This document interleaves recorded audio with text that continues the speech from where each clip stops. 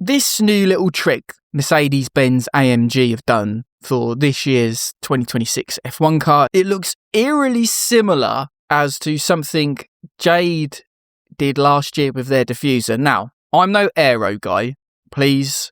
It's overly complex for my puny little brain. But this gap, this what we call it, like a slot in the floor in the diffuser of the Mercedes-Benz, does seem to be emulating, at least in concept, to what Jade were doing last year. And when they launched the kart, I did a video on it, so I'm going to link the video down below, because I did a bit of a, to the best of my abilities, a technical breakdown on the new aero kit for Jade. To my eyes, it's kind of similar. Now, I'm not saying F1 engineers watch my channel, and they should, because quite obviously the innovations and pushing the boundaries seem to be happening elsewhere at the moment, in terms of technical innovation, it would appear. But yeah, it's an interesting concept. So, have they copied it? That's a strong word, but certainly it's interesting how these sort of ideas pop up at similar times. Now, Jade's two-step diffuser, so to speak, I wouldn't call it a double diffuser like you might have with the 2009 set of F1 regulations, but the way that it works is a quite delicate and complex balance.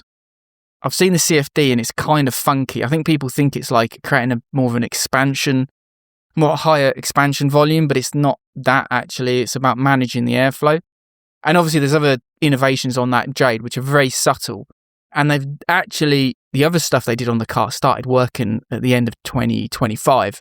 I think they reverted back to the traditional diffuser at the end of the year, but I think this year they're going to work a bit more on maximising their new diffuser design.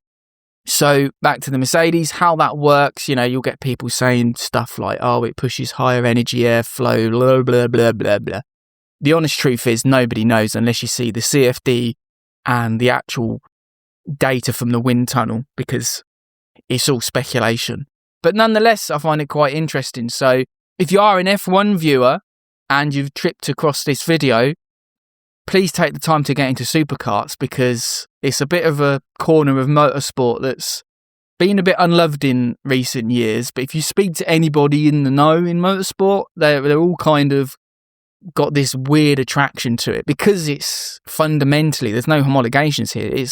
It's open season on the development front. So there's plenty of room to do cool stuff with the aero and the chassis as well.